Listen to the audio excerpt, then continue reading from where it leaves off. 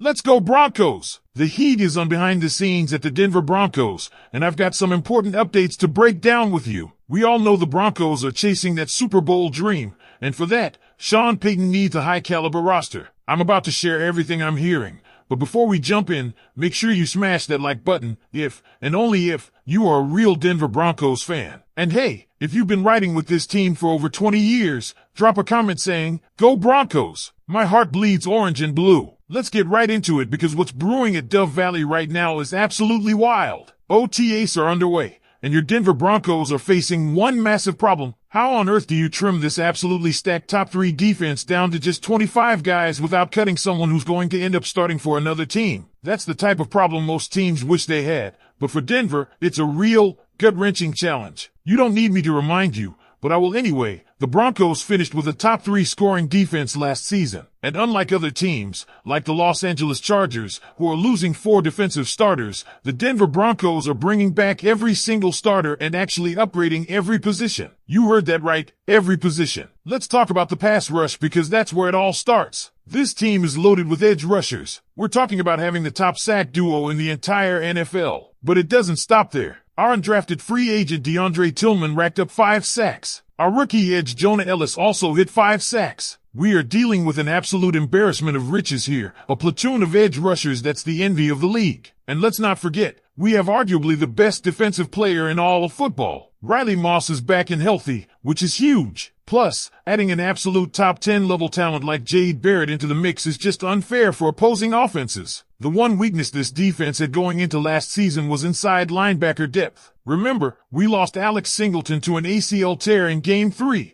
which forced the team to play backups to the backups. Fast forward to now, we bring in Dre Greenlaw, who was so highly sought after that the 49ers literally flew to his house begging him to return, but he chose Denver. Add that to getting Alex Singleton back, who was the top tackler from 2 years ago and a true captain on and off the field, and this linebacker room has gone from fragile to absolutely fierce. Now, here's the big question. How do you get this defense down to 25? Let's break it down, starting with the defensive line. Vance Joseph runs an aggressive 3-4 defense, and the defensive linemen are asked to attack. No reading, no waiting, just getting upfield and causing havoc. Last year, the Broncos carried 6 defensive linemen, and this year the prediction holds at 6. However, Jordan Jackson, who played all 17 games last season and even notched a sack and a forced fumble, may not make this roster. Instead, rookie Savon Jones out of LSU is projected to take his spot. It's brutal, but that's the level of competition right now. Moving to outside linebacker, this is where things get really spicy. Last year, the Broncos kept only 4. This year, forget that. They're likely carrying 5, maybe even 6. Nick Benito, Jonathan Cooper, DeAndre Tillman, and Jonah Ellis are all basically locks. But then you add Quantez Robinson into the mix. Let's not forget, Nick Saban himself said Robinson was the best special teams player he ever coached. That's not something you hear every day. Oh, and there's a dark horse, Johnny Walker. Watch his college tape against Kansas City Chiefs first-round left tackle. He absolutely owns him. If Walker makes the roster alongside Robinson, that's 2 more than last year, meaning cuts will have to come from somewhere else. The competition is that fierce. Now, let's hit the inside linebacker spot. This might be the most improved position on the entire team. Remember, Drew Sanders is back from his Achilles injury. You can't stash him on injured reserve anymore. He's got to make the team. Then there's Alex Singleton returning and Dre Greenlaw joining. But with Greenlaw's injury history, you can't risk rolling with just 4 linebackers like last year. This team likely needs 5. But here's where it gets heartbreaking. Lavelle Bailey is right on the bubble. And this guy is a baller. You remember him picking off passes in college at UNLV and then taking one to the house during the preseason last year. Fun fact, Sean Payton didn't just call him once, but twice, to convince him to join the Broncos as an undrafted free agent. That's how much the coach believes in him. Cutting Bailey or Justin Strnad would be gut-wrenching because both are special teams beasts and could start for other teams in a heartbeat. So where do you make room? Cornerback is an area where you might trim. Obviously, Pat Surtain too is the best corner in football. Yeah, I said it, and the NFL agrees. Riley Moss, now fully healthy, looks like a Pro Bowl caliber talent. And then you add Jade Barrett, who immediately locks down the nickel. That trio might be the best cornerback group in the league. But behind them, you've got Jaquan McMillian and Chris Abrams-Draine, both studs. We saw Abrams-Draine pick off Justin Herbert in the red zone last year. But when Riley Moss went down, Levi Wallace had to step up, and it wasn't pretty. Jerry Jeudy absolutely cooked him. So the Broncos might be forced to carry 6 corners just for injury insurance. That puts someone like Damari Mathis right on the chopping block. Then you look at safety. The Broncos went nuclear this offseason by signing All-Pro Talanoa Hufanga. That signing was the domino that also brought in Dre Greenlaw. Hufanga and Greenlaw are best friends. But Hufanga's play style is reckless. He's a missile on the field, which means he's prone to injuries like shoulder dings or wrist tweaks. Last year, the Broncos carried 5 safeties,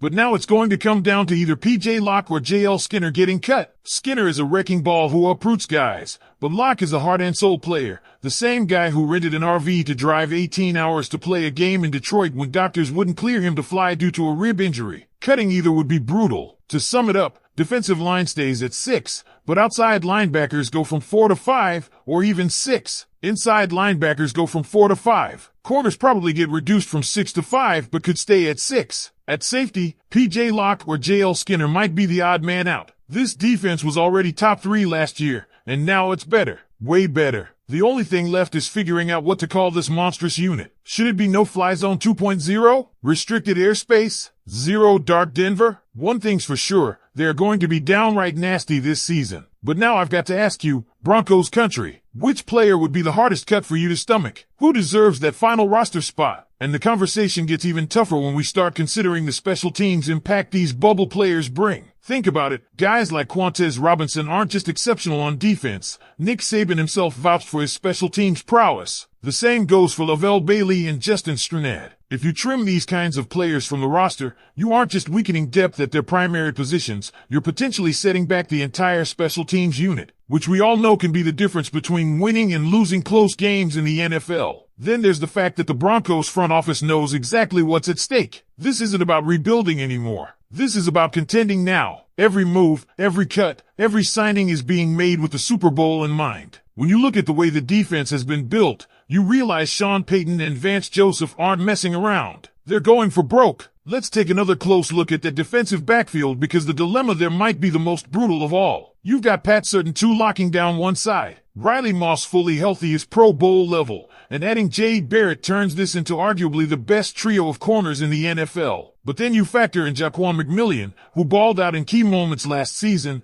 and Chris Abrams-Draine, who showed he's not afraid of the big stage with that clutch red zone interception against Justin Herbert. How do you leave one of these guys off the roster? And don't forget, injuries happen. We saw it last year. Riley Moss went down, and suddenly Levi Wallace had to step in, and Broncos fans remember how Jerry Jeudy absolutely cooked him in practice. It's not a position you want to be light at, but if you carry 6 corners, then someone else, likely an outside linebacker or a safety, has to go. It's the NFL math nobody likes but everybody has to do. The situation at safety might be the biggest heartbreaker of all. Look, bringing in Talanoa Hufanga is a total game changer. He's not just a Pro Bowler. He's an all-pro, a tone setter, a guy whose presence elevates the entire secondary. And yes, his arrival directly influenced Dre Greenlaw choosing Denver. That duo is going to be a nightmare for opposing offenses. But Hufanga plays at 1,000,000 miles per hour. He's the definition of a heat-seeking missile, and with that comes a real risk of injury, not the devastating kind like an ACL, but shoulder injuries, wrist tweaks, things that can sideline him for games here and there. That's why the Broncos have to be smart about who stays behind him. J.L. Skinner is a thumper. When he hits, people fly, and he's a menace on special teams. But P.J. Locke, man, P.J.